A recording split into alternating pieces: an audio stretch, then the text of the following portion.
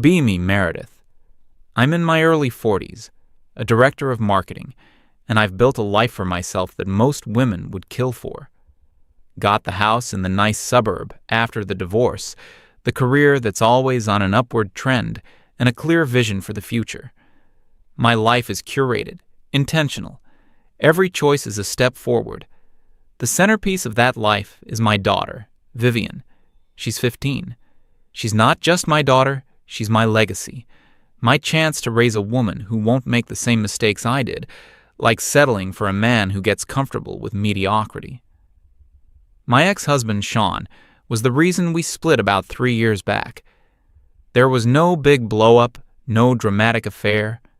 It was simpler and, in a way, more frustrating. He just stopped growing. I was climbing the corporate ladder, attending seminars, networking, expanding my worldview.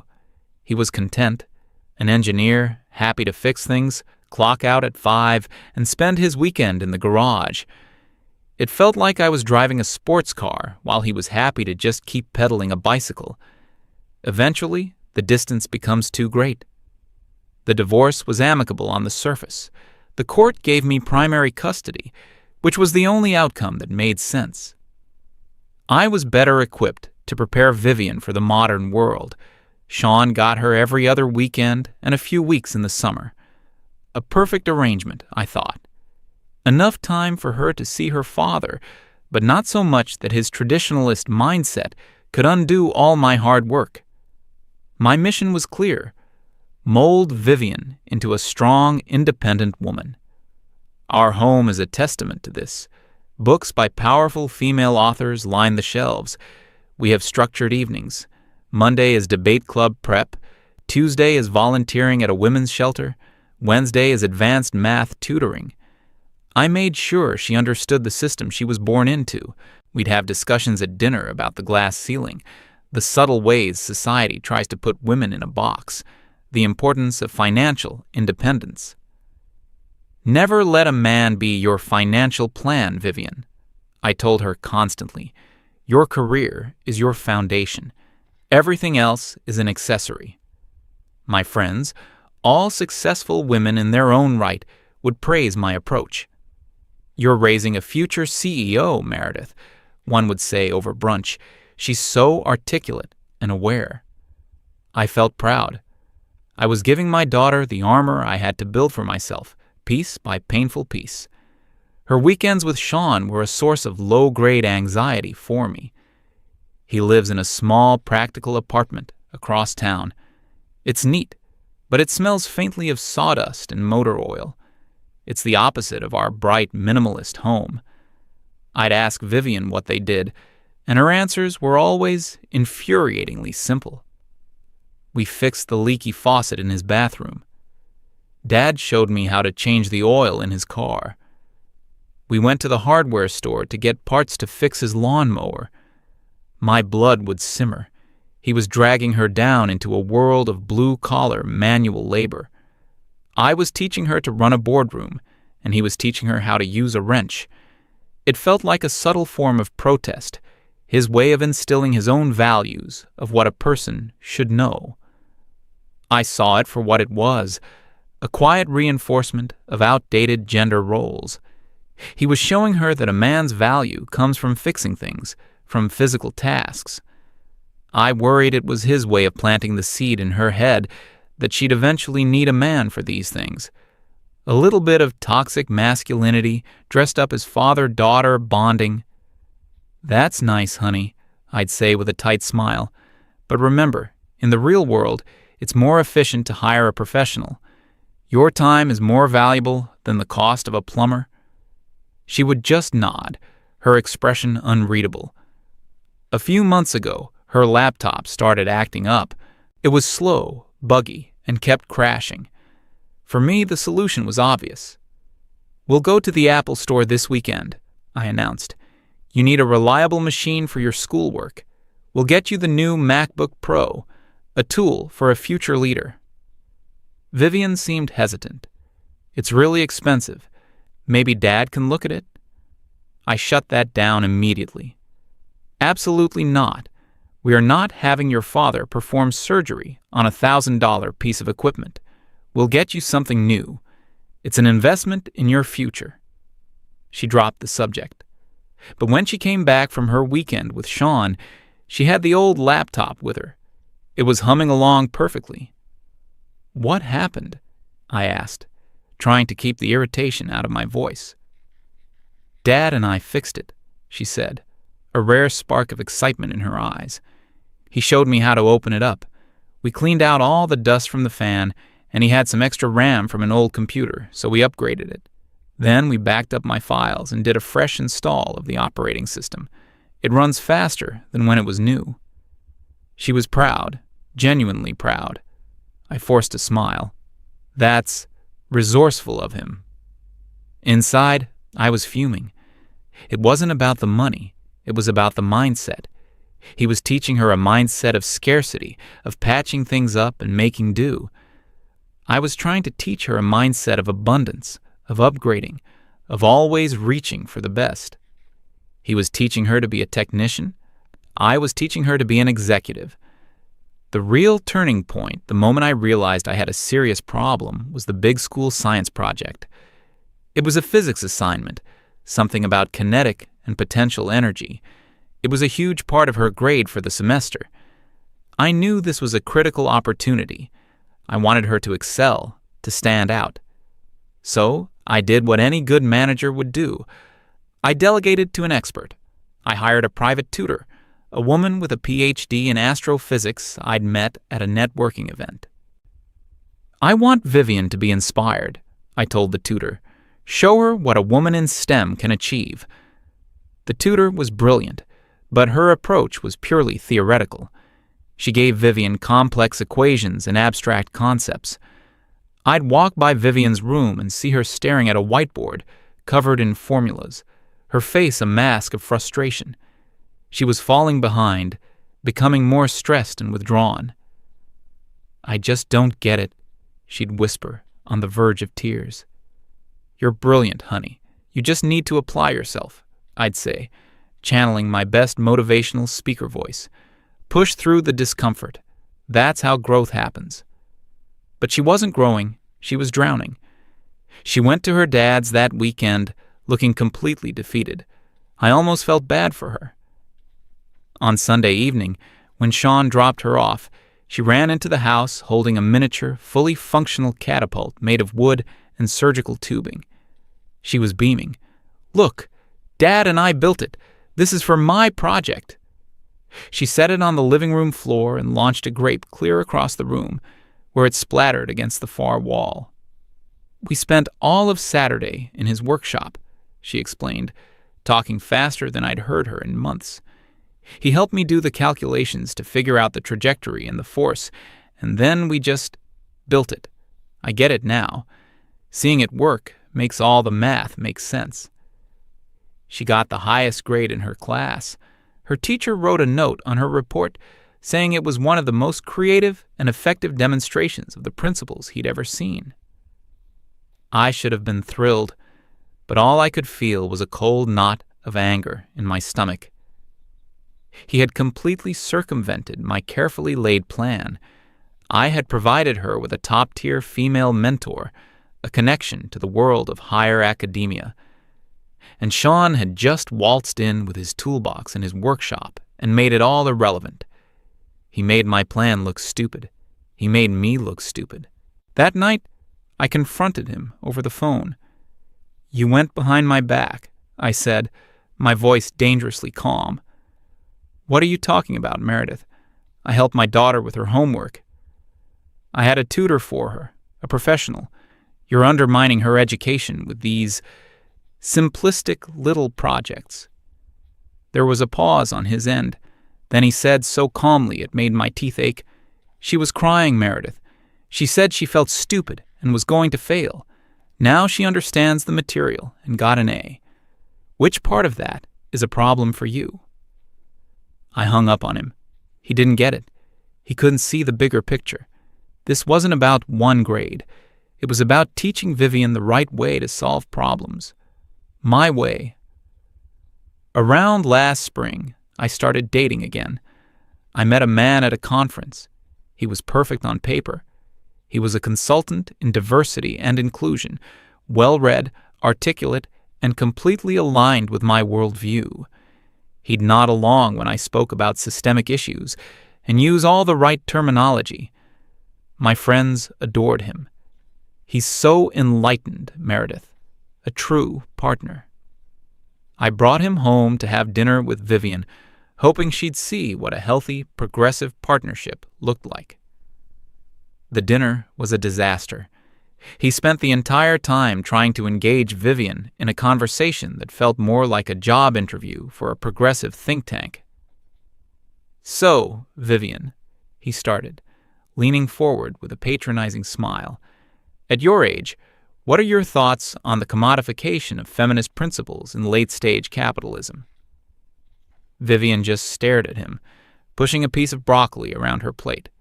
I tried to save it. She's very active in her debate club, and they often discuss social issues. He seized on this. Fantastic.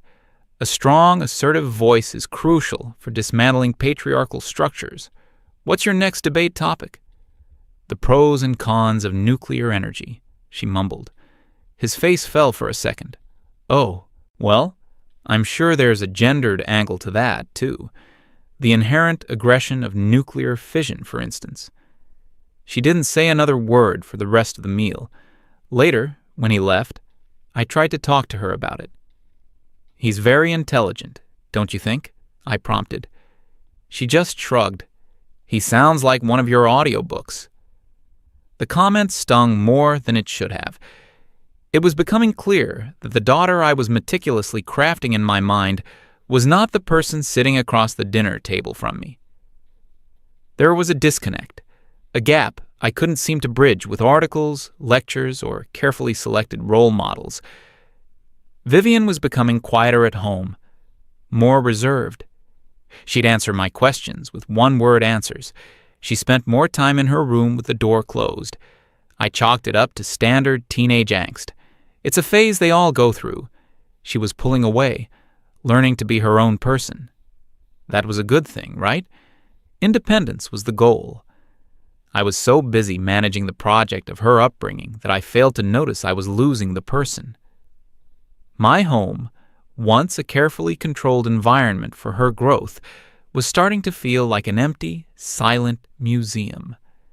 And I was so convinced of the righteousness of my path that I told myself the silence was the sound of success, the sound of a daughter who didn't need her mother for every little thing. I was so wrong. The legal notice came in the mail on a Tuesday, just a standard form letter from the county family court. It stated that as Vivian had now reached the age of 15, the court was prepared to hear her testimony regarding her preferred custodial parent.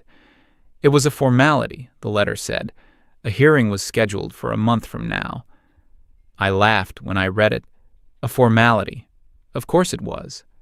I had given my daughter everything: a beautiful home, a world-class education, a philosophy of strength and empowerment.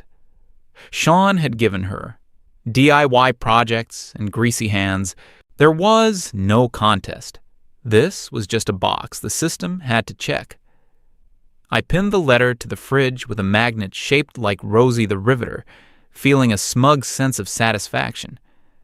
The court was about to see exactly what a strong, independent woman could build. The month leading up to the court date was, in my mind, a victory lap. I doubled down on my efforts, determined to make the court's decision as laughably easy as possible. I enrolled Vivian in a weekend coding camp for girls. "You need to be fluent in the language of the future," I told her, handing her the brochure. I took her to a gallery opening for a feminist artist. The art was mostly abstract, angry slashes of red paint on canvas. "It's about the female rage against objectification," I explained wisely, sipping a glass of white wine. Vivian just stared at a piece that looked like a crime scene. I was so certain I was showing her the world, a world of intellect and culture, a world far removed from Sean's dusty garage. I barely even thought about him. He was a non-factor, a weekend hobby. The real parenting, the important work, was being done by me. A week before the hearing, Vivian got sick, a nasty flu that came on fast. I was in the middle of launching a massive marketing campaign at work, a project I'd been working on for 6 months. The timing was awful. I did what I could. I set her up on the couch with a blanket, a thermometer, and a bottle of Gatorade. I called the doctor and got a prescription sent to the pharmacy. "I have a series of critical Zoom calls today, sweetie," I said, patting her arm. "My camera has to be on. I'll check on you between meetings, okay? Just text if you need anything." I spent the day in my home office, door closed, fully immersed in presentations and strategy sessions. I was crushing it. The campaign was a huge success. Around 7 that evening, I emerged, exhausted but triumphant, to find Vivian asleep on the couch, looking pale and miserable. Her Gatorade was untouched. The doorbell rang. It was Sean. He was holding a small bag. "Vivian left her history textbook at my place," he said, keeping his voice low. I knew she had a test coming up. He looked past me and saw her on the couch. His entire demeanor changed. All business was gone, replaced by pure paternal concern. He walked over, felt her forehead. "She's burning up, Meredith." "I know," I said defensively. "She has the flu. I got her medicine." He ignored me. He disappeared into the kitchen and came back a few minutes later with a bowl of cool water and a washcloth. He gently wiped her face. She stirred, murmuring something. "Hey, kiddo," he said softly. "It's just Dad." He looked at me. "Have you made her anything to eat?" "She doesn't have an appetite," I snapped, feeling an irrational need to justify my actions. He went back to the kitchen. I heard the clanging of pots and pans. 20 minutes later, the house was filled with the smell of chicken soup. He brought a small bowl to her, helped her sit up, and patiently fed her a few spoonfuls. He didn't leave until she was asleep in her own bed, with a cool cloth on her forehead and a glass of water on her nightstand. As he was leaving, he turned to me at the door. He wasn't angry. He just looked tired. "She's a kid, Meredith, not an item on your to-do list." He left. I stood there in my perfect silent house, the smell of his soup hanging in the air. The silence felt different that night. It wasn't peaceful. It was accusatory. The day of the hearing arrived. It wasn't in a big, intimidating courtroom, but a small, neutral-colored office with a large table. A woman, a family services mediator, sat at the head of the table. She had a kind but professional demeanor. I was dressed in a sharp, tailored pantsuit, my boardroom armor. I felt confident, powerful. Sean was in a simple button-down shirt and slacks. He looked nervous, out of his element. He just sat there, hands clasped on the table. Vivian sat between us, staring straight ahead. The mediator started with the pleasantries, explaining the process. It was informal. The goal was to hear from Vivian, to understand her perspective. "This isn't about finding fault with either parent," she said, looking from me to Sean. "It's about what's best for the child." I gave a gracious, understanding nod. The mediator turned to my daughter. "Vivian," she began gently, "the court recognizes that you're old enough to have a significant voice in your living arrangements. We'd like to hear from you. Have you thought about where you would prefer to live?" This was my moment, the culmination of years of hard work. I gave Vivian what I hoped was an encouraging smile. She took a deep breath. She didn't look at me. She didn't look at her father. She looked directly at the mediator. "Yes," she said. Her voice was quiet, but perfectly clear. "I have. I want to live with my dad." The words hit me like a physical blow. The air left my lungs. The entire room went silent and seemed to shrink in on me. I'm sure I had a look of complete shock on my face. A confused, frozen smile. I blinked. "I'm sorry, what? What did you just say?" The mediator held up a hand. "Let's give her a moment, Mrs. Evans." I ignored her. I turned to Vivian, my voice rising. "Vivian, this isn't funny. What is this?" She finally looked at me. There were no tears in her eyes, just a calm, sad resolve. "It's not a joke, Mom. I want to live with Dad." The dam of my composure broke. All the years of self-control, of curated poise, vanished. I whipped my head toward Sean. Pure, hot rage surged through me. "You did this," I hissed across the table. "You poisoned her against me. All those weekends spent in your stupid garage, filling her head with your backward, simplistic view of the world." Sean looked genuinely stunned. He opened his mouth, but no words came out. "I gave her everything." My voice was shaking now. "I gave her the best of everything. Tutors, enrichment programs, a network of powerful female role models. I was preparing her for a real future. And you showed her how to fix a lawnmower." I was practically shouting. The mediator was saying my name, trying to calm me down, but I couldn't hear her. I turned back to Vivian, my heart feeling like it was being squeezed in a vice. I was pleading with her. "Why? Vivian, just tell me why. After everything I've done for you, everything I've sacrificed, you choose him? You're throwing away everything we've built." That was when my daughter stood up. Her 15-year-old frame seemed to gain a new kind of strength. Her voice didn't waver. It was as steady as a rock. "You didn't build it for me, Mom. You built it for you." She finally let it all out. "My whole life with you feels like one long performance review. You're always tracking my progress, optimizing my schedule, managing my brand. I'm not a person to you. I'm your project, your legacy project." The mediator was silent. Sean was silent. They were all just watching.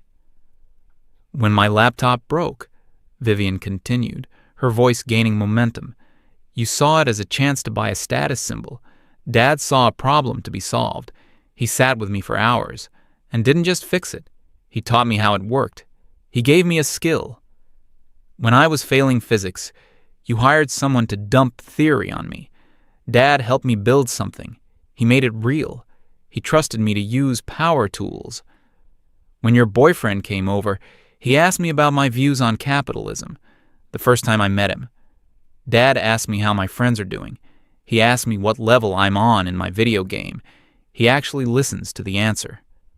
She took another breath, her gaze locked on mine. "And when I was sick, you were busy. You were on a call. He came over and made me soup. He sat with me. He didn't see my being sick as an inconvenience to his schedule." She gestured toward Sean. "With him, I'm learning how to be a capable person. With you, I'm learning how to be a talking point at one of your brunches." She looked me right in the eye, the final blow. "You taught me how to be a strong, independent woman, and my first independent decision is to live with my father." I sat back in my chair, numb. There was nothing left to say. My entire philosophy, my life's work, had just been dismantled in a quiet office by a 15-year-old girl. I didn't fight it. The court approved the change in custody. There were papers to sign. I barely remember doing it. The move happened 2 weeks later. It was quick and quiet. Vivian didn't have much to pack.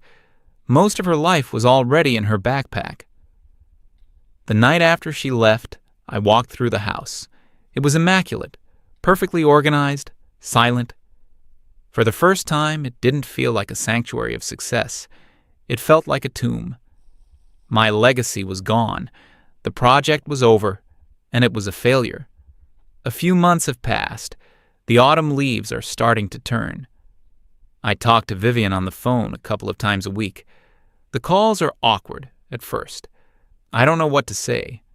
I try not to give her advice or manage her. I just ask her how she is. She tells me about her schoolwork.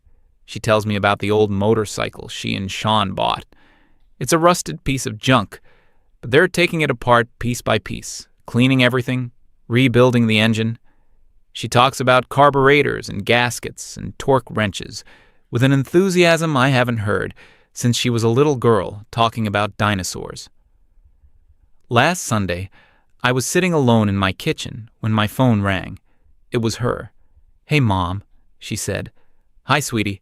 Everything okay?" "Yeah, I just wanted to call and say hi." We talked for a few minutes, about nothing and everything. Before we hung up, she said something that stuck with me. "You know, Dad says you're the most driven person he's ever met. He told me you taught him what ambition looks like."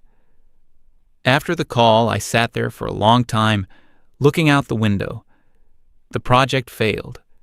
My vision of who my daughter should be was wrong. But my daughter, Vivian, she's okay, more than okay. Maybe now, finally, I can start getting to know her. Not the project, the person.